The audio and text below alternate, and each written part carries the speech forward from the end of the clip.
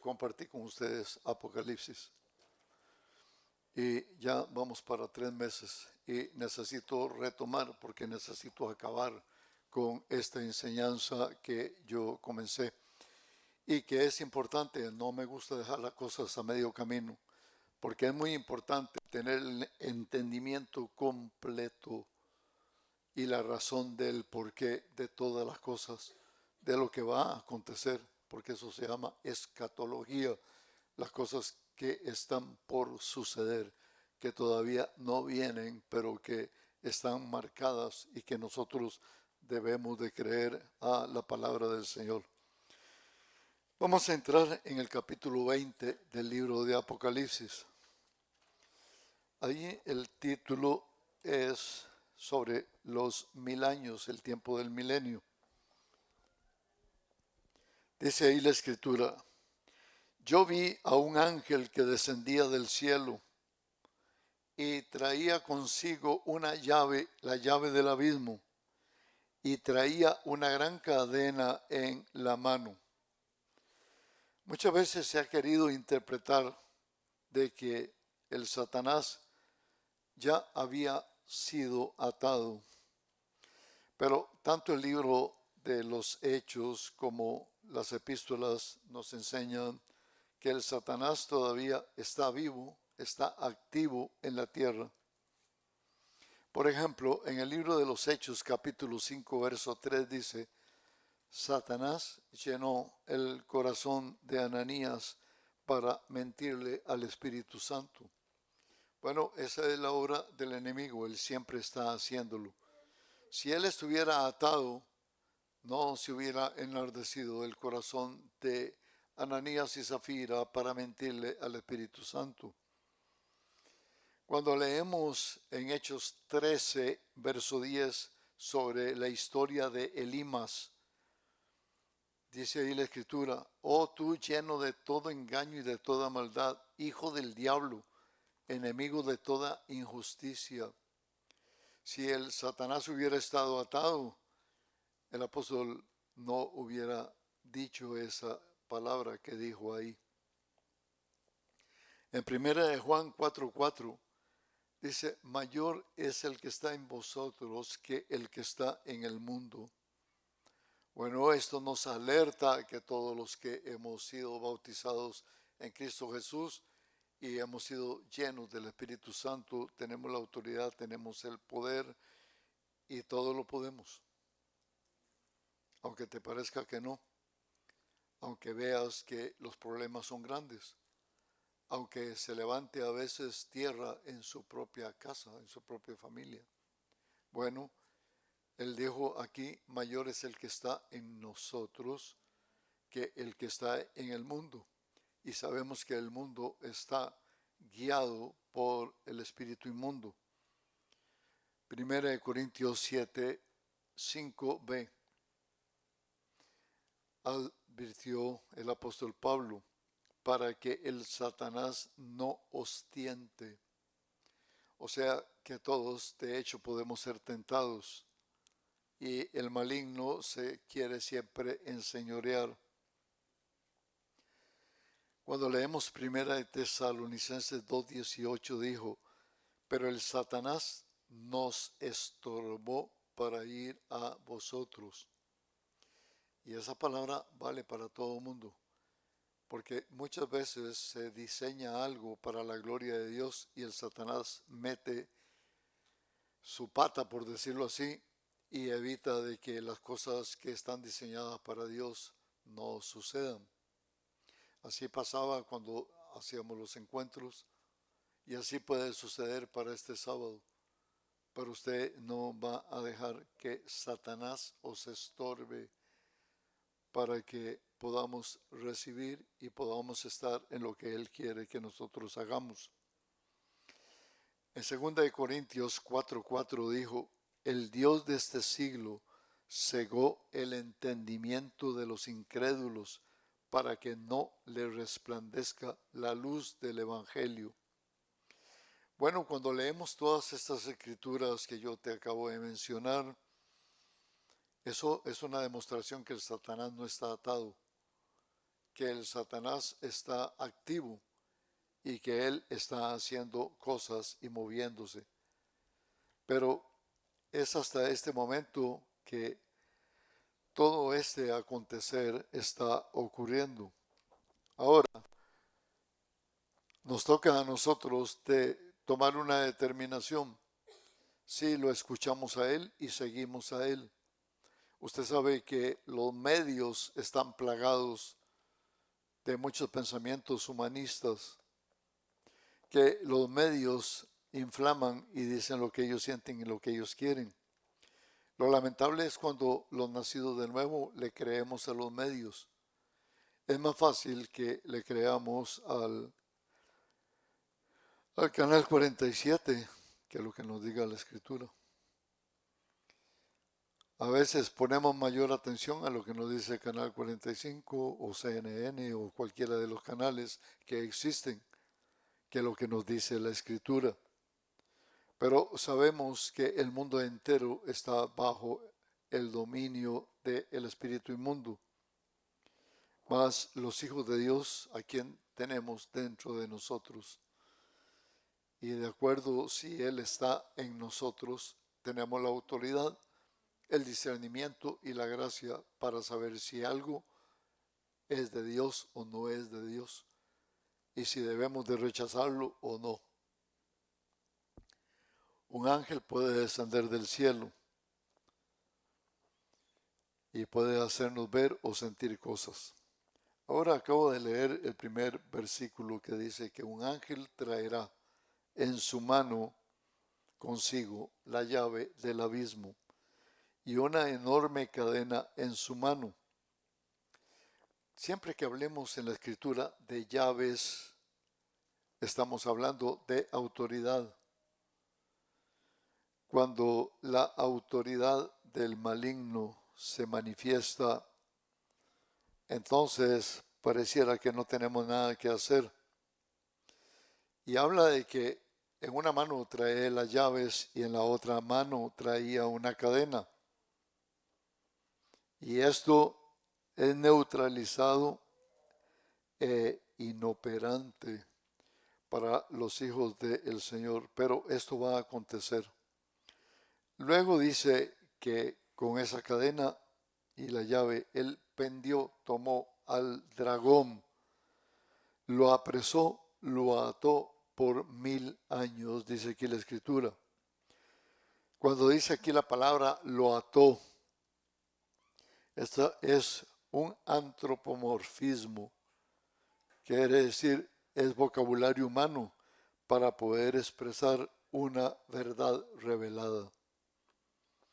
Ejemplo, cuando en la escritura nos escuchamos, suele decirse, el abrazo de Dios, el dedo de Dios, la boca de Dios.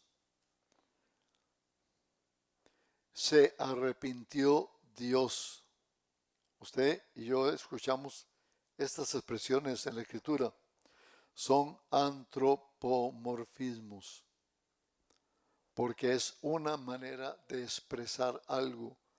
Pero sabemos, número uno, si hablamos de Dios en su esencia, bueno, al hablar de Dios no podemos dar por entendido el brazo de Dios.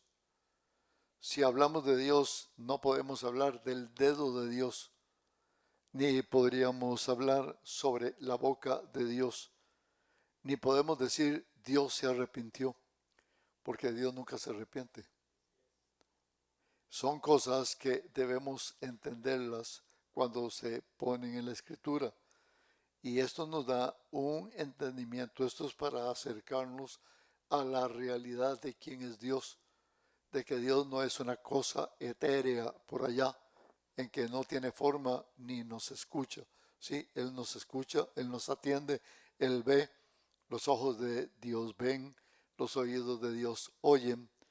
Pero sabemos que Dios en sí mismo como tal no tiene estas facultades así como las determinamos en una persona física. Es diferente la postura. Este vocabulario que se llama antropomórfico, esto expresa una verdad espiritual con una figura humana para que nosotros podamos tener mejor comprensión. Su influencia, su naturaleza es un periodo de tiempo para nosotros. Sabemos que el Señor está por encima del tiempo y sabemos que Él hizo los tiempos.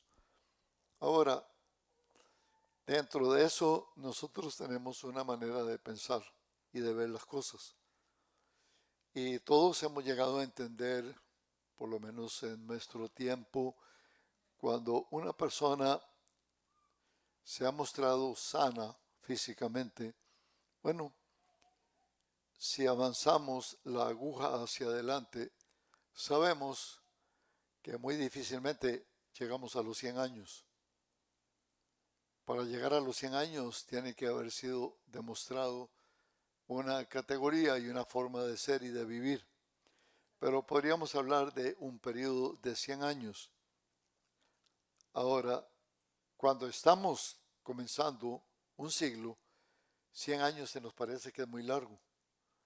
Cuando lo estamos terminando, se nos parece que está muy chiquito, porque decimos esto se está acabando para mi vida y sentimos que todo se va acabando. Pero la razón es porque estamos circunscritos en el tiempo. La cosa es que Dios mismo está por encima del tiempo, porque Él crió los tiempos. Por eso la Escritura dice que Dios es el mismo, de ayer, de hoy y de mañana o de siempre, para significar que Dios está por encima de todo lo que nosotros pudiéramos circunscribir o hablar o ver. Es la razón de por qué para Dios todas las cosas están presentes. Lo que sucedió en el jardín del Edén fue hoy. Lo que pasó con Abraham fue hoy. Lo que sucedió con Moisés fue hoy. Lo que pasó con David fue hoy. Lo que pasó con Yeshua fue hoy. Y todas las cosas son el hoy presente en la mente de Dios, no en la de los hombres, porque nosotros estamos circunscritos dentro del tiempo, lo cual esto quiere decir que Dios está por encima de los tiempos y que Él es soberano y Él siempre es nuestro Dios. Ahora, ¿para qué y por qué el Satanás, después de que fue atado, va a ser suelto? ¿Y cuál es la razón de que esto acontezca? Bueno, esto tiene su significado. Es necesario que aún los moradores de la tierra sea probada la fidelidad, porque durante ese tiempo todo va a parecer bien. En un milenio todo va a parecer bien. Nadie le va a hacer mal a nadie. Pero aún así el Señor quiere demostrar cuánto le amamos a Él y cuánto somos capaces de honrarlo. No sé si alguna vez te has preguntado cuánto tiempo se dilató entre lo que Adán y Eva comenzaron a funcionar ahí en el jardín del Edén. ¿Cuánto tiempo se dilató para que ellos entraran a lo que entraron con lo del árbol prohibido? Cuando el Satanás vino y comenzó a perturbarlos. Fíjate que esta es la misma posición de todos. Usted puede dar por entendido X cosa, pero va a llegar el momento en que esa X cosa se le va a acercar a una manera tal en que vas a tener que tomar una decisión. Y cuando esto suceda va a ser el problema, porque eso fue lo que sucedió con nuestros primeros padres. Y a través de todos los tiempos ha sido así. A veces nos preguntamos, bueno, ¿y para qué Dios puso ese árbol que dijo que si se tomaba ese árbol el hombre podría caer y irse de la gracia. Bueno, ¿y por qué Dios, si sabía lo que iba a hacer el Satanás, para qué lo hizo? Y siempre andamos preguntando y diciendo cosas con nuestra mente carnal, pero no entendemos los propósitos del Señor. Una cosa es cierta. Un día usted y yo le dijimos al Señor: entra a mi vida. Yo quiero caminar conforme tú lo has puesto. Y el Señor dijo: bien, puedes, eche para adelante. Y a lo mejor fuimos fieles en un mes, en 2 meses, en un año, en 3 años, en 5 años. Veámoslo así, en esta otra forma. Cuando estuvimos enamorados, verdaderamente, no de la carne, sino de la persona que dijimos que la amábamos, y nos comprometimos con esa persona a amarla todo el tiempo, ¿cuándo fue que comenzaste a sentir que la amabas menos? ¿Cuándo fue el tiempo en que sentiste de que las cosas ya no funcionaban? Cuando dejó de ser algo prioritario, importante para tu vida. Y cuando se entró a una pasimonia, entonces el Satanás le abrió los ojos para que vieras otras alternativas. Y todo el tiempo estuviste viendo a esa otra persona, pero no hiciste nada. Un mal día, no un buen día, un mal día, el Satanás se la presentó a esa persona. Y cuando te diste cuenta, caminó. Y cuando te diste cuenta, hiciste lo que Dios nunca aprobó. Y luego andamos, como somos pseudo cristianos, andamos buscando una aprobación en la Escritura para cotejar mi poca vergüenza y para cotejar de que yo tenía razón suficiente de por qué hacer un cambio. Siempre lo hemos hecho así. Todo esto es un principio que está ahí en el jardín del Edén, porque el diablo lo va a hacer. Cuando le dijimos al Señor: voy a ser fiel, voy a caminar, voy a hacer todas las cosas buenas que el Señor merece, el diablo se cruza de brazos y dice: ¿hasta cuándo? Yo te voy a esperar. Yo también soy coeterno, vos no, vos te morís un día de estos. Yo quiero saber si es real lo que tú estás diciendo. Eso lo quiso hacer con Job, pero pegó en piedra. No pudo. Nadie pudo convencer a Job, ni sus familiares, ni su mujer, ni sus hijos, ni sus amistades, ni los ángeles, ni el propio diablo. Porque el propio diablo, cuando llegó y pidió la cabeza de Job, dijo: dámelo, a ver si el Job no va a perecer. El Señor le dio venia para que lo hiciera, lo zarandeó en una forma horrible, y el Job no dejó de adorar. Y volvió otro día enchilado el diablo a decirle a Dios que venía de dar una vuelta sobre la tierra. Y el Señor le volvió a decir: ¿habéis considerado a mi siervo Daniel, a mi sierva Cecilia, a mi siervo Ulfan? ¿Habrás considerado a mi sierva Saraí? ¿Habrás considerado a mi siervo, mi sierva, etcétera, etcétera?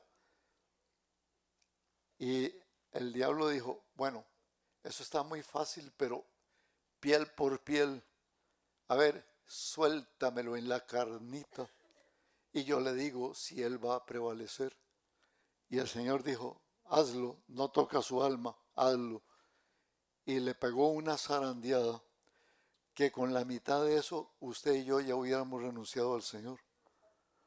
Porque hay veces que nos enojamos, nos peleamos con un hermano, nos arrancamos y por ahí nos mandamos sin que nos tocaran ni la carne ni el alma. Pero estamos peor y más que zarandeados. Pero dice la Escritura: el Job no pecó. se mantuvo y siempre adoró. Bueno, iglesia amada, la iglesia del Señor está en esa postura.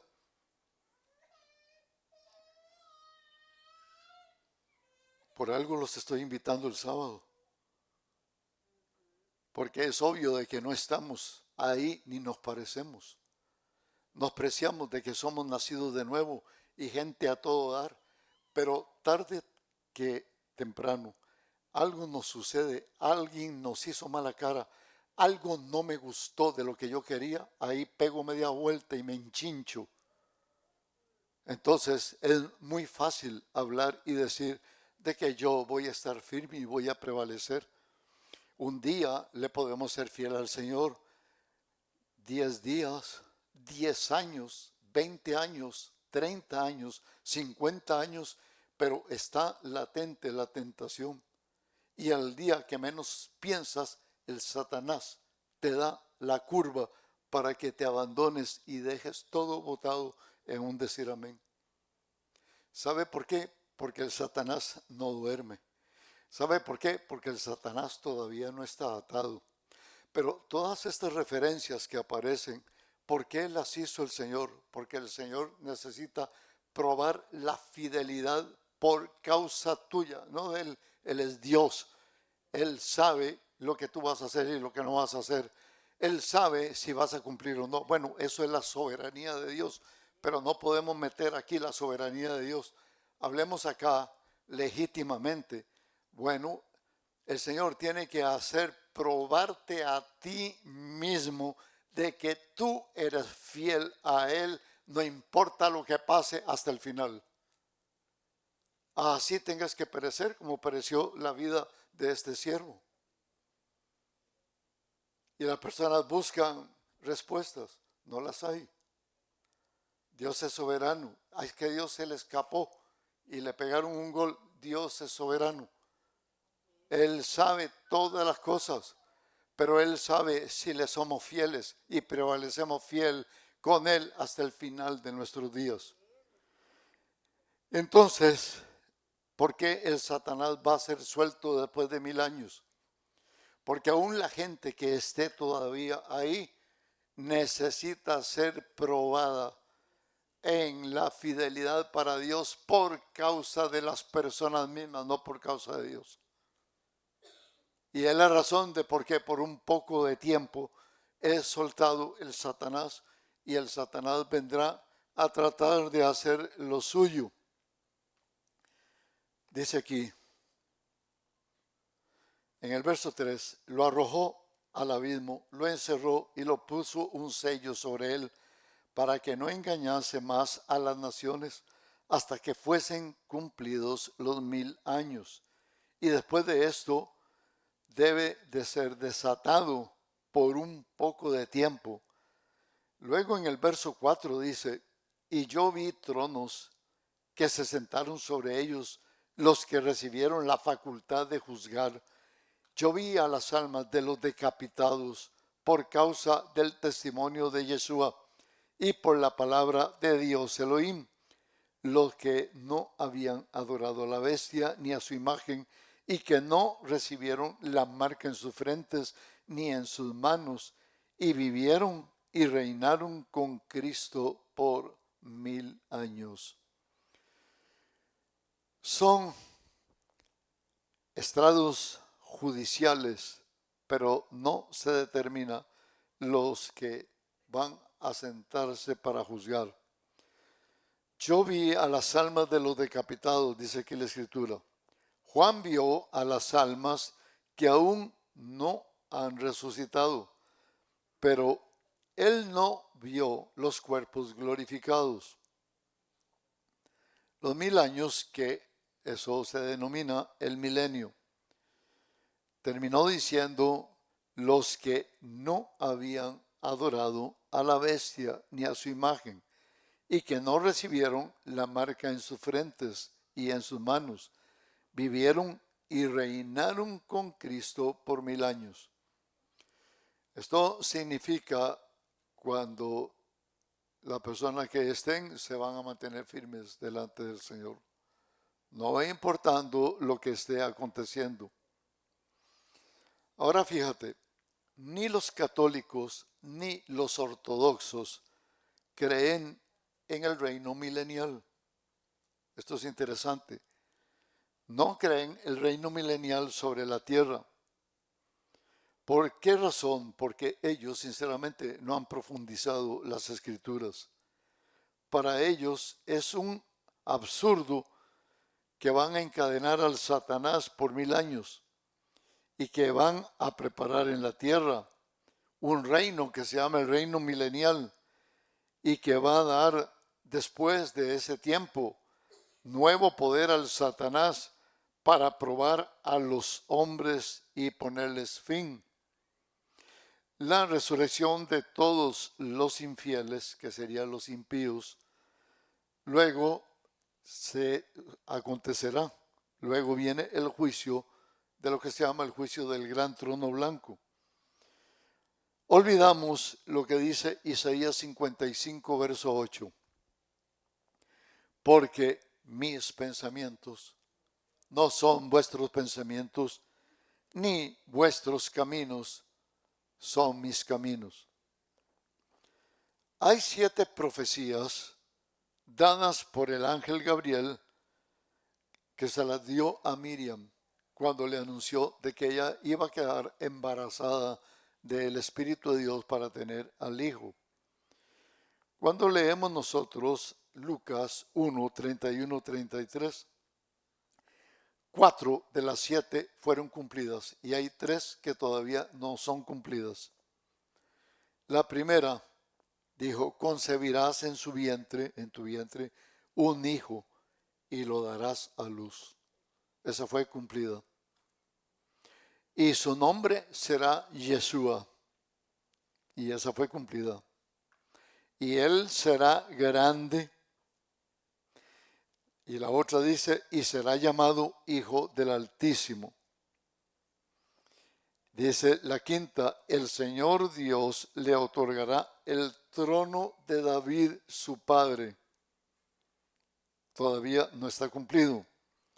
Y reinará sobre la casa de Jacob para siempre. Y todavía no está cumplido. Y su reino no tendrá fin. Eso está por verse. Y esto es lo que va a suceder en el final de ese tiempo. Y esto será grande y en gran manera de bendición. El milenio será el reino glorioso del Mashiach. Cristo reinará sobre la nación de Israel como heredero del trono de David. Y su reino no tendrá fin por los siglos de los siglos. Y aquí está la respuesta que Pedro quería escuchar y que Yeshua, antes de él ascender al cielo, estuvo diciendo cuando leemos Hechos 1:6.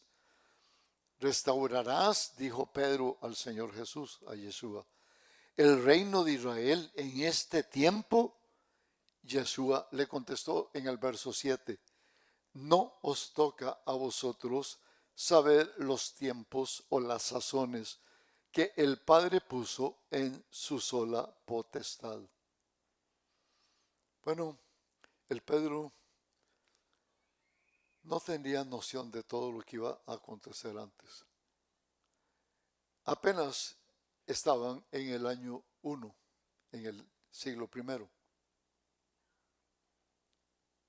Y hemos llegado al siglo XX y todavía no se cumple. El Pedro le pidió una respuesta a Yeshua. ¿Y por qué no se la habrá dado Yeshua? ¿Habría entendido Pedro todo lo que iba a acontecer? Y esperaba que Yeshua le hubiera dicho, porque mire, en el siglo segundo va a pasar esto, y en el tercero esto otro, y en el cuarto esto otro, y allá en el octavo esto otro, y allá en el 13 esto otro, y en el 16 esto otro, y en el 18 esto otro, y en el 20 esto otro. No, ni Pedro tendría la capacidad de haber podido recibir esa respuesta. El Señor le dijo a Pedro, el Padre en su sola potestad tiene esto reservado. No os toca a ti, a vosotros, conocer las sazones del tiempo. A veces nosotros hacemos preguntas al Señor y ¿sabe qué?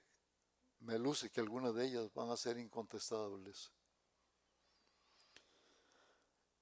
Ahora cuando leíamos aquí en el verso 5 y 6, pero los otros muertos no volvieron a vivir hasta que se cumplieron 1000 años. Y esta es la primera resurrección. Y dice el verso 6, bienaventurado y santo el que tiene parte en la primera resurrección, porque la segunda muerte no tiene potestad sobre estos, sino que serán sacerdotes de Dios Elohim y de Cristo Yeshua, y reinarán con él por 1000 años. Y cuando leemos esto, que habla aquí los otros muertos, no volvieron a vivir. Bueno, la primera resurrección, la resurrección de vida en los justos y de los redimidos y de todas las generaciones subsiguientes. La resurrección de los inicuos será el final del milenio para juicio en el gran trono blanco. Bienaventurado es y santo porque ha sido liberado de la segunda muerte, o sea, de la muerte eterna.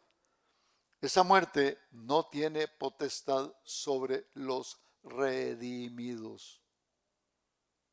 Esto es una bendición extraordinaria, única, que todos nosotros podemos contar con ella. Tendrán libre acceso a la presencia de Dios y tendrán íntima comunión con Dios el Padre, como con el Hijo de Dios, que reinará con él por 1000 años y participarán de su reino milenial. Antes de poder entrar a los versos 7 y 8, quiero que tengas esto presente en tu mente. Vamos a entender dos cosas. Una, que haremos un recuento sobre las batallas existentes o que van a existir. Uno, la batalla de Armagedón, que está en el capítulo 16, verso 12. Dos, cuando él descienda en un caballo blanco, el jinete del caballo blanco, los apresados y los muertos por la espada que saldrá de su boca. Y tres, la batalla de Gog y Magog, como aparece en Apocalipsis 27, 8. Son tres tiempos, son tres batallas diferentes y es bueno que usted tenga esto claro. Y se lo estoy afirmando ahora, porque las personas suelen tener una confusión de esto y hablan en su manera de ver las cosas.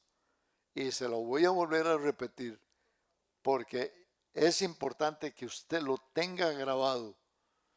Lo primero que va a suceder es la batalla de Armagedón, que aparece en Apocalipsis capítulo 16, verso 12 y siguientes. Armagedón va a ser lo primero. La segunda batalla es cuando él descienda en el caballo blanco y traerá de su boca, sale una espada de 2 filos y con ella traerá muerte a aquellos que no lo quisieron recibir, apresados y muertos por la espada de su boca, que está relatado en Apocalipsis 19, verso 20, 21, en esos dos versículos. Y la tercera batalla es la batalla de Gog y Magog, que aparece en Apocalipsis 20, verso 7 y 8. Es la primera cosa que usted debe de tener grabado. Ok, hay tres batallas que van a presentarse al final. Eso es una cosa que debe de estar grabada en la mente y el corazón. La segunda cosa que debe de estar grabada en nosotros es sobre la necesidad de un milenio, porque realmente necesitamos de un milenio. Vamos a ver, en la batalla de Armagedón, en la sexta copa derramada sobre el Éufrates, comenzábamos a leer en Apocalipsis 16, 12 al 16. ¿Se acuerdan que se va a secar el río Éufrates y que se hará un gran camino? La segunda batalla, que es la presencia del Cristo de la gloria en el jinete blanco, en el caballo blanco, que no debemos de confundir. Cuando comenzamos a enseñar Apocalipsis, cuando estábamos hablando de los sellos, que un caballo blanco vendría. Bueno, ese caballo blanco de los sellos no es Cristo Jesús.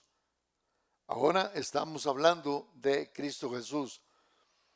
Apresará a la bestia y al falso profeta. Eso es en la segunda batalla. Y serán lanzados al lago de fuego. Y su ejército del anticristo será muerto a espada, por la espada que sale de su boca. Esta narración está en Apocalipsis 19, verso del 20 al 21. Y después del milenio vendrá la guerra de Gog y Magog. El diablo es el que va a ser ahora lanzado al fuego. Y viene el juicio del gran trono blanco. Y la muerte y el Hades serán lanzados al fuego. En resumidas cuentas, ¿cuántos enemigos van a estar en el fuego eterno? 5. Vamos a hacer el recuento. ¿A quién van a lanzar de primero? No. El anticristo y el falso profeta. 1 y 2. ¿Y luego a quién van a lanzar? Al diablazo. ¿Y después a quién van a lanzar? Al Hades y a la muerte. Son 5 que van a estrenar el lago de fuego. En este momento el lago de fuego está virgen. Nadie lo ha estrenado. Estos 5 serán los primeros en que lo van a estrenar. Y detrás de ellos, bueno, irá el séquito, todos los que lo siguieron a ellos. Bien, queda claro, son 3 eventos diferentes. Me interesa que les quede claro. ¿Por qué declara Apocalipsis la necesidad de que suceda el milenio? Vamos a ver. Dios creó todas las cosas. Estamos. Él es soberano y Señor de todo. Él creó los cielos y la tierra para manifestar dentro de ellos su reino y dentro del tiempo y dentro de la historia.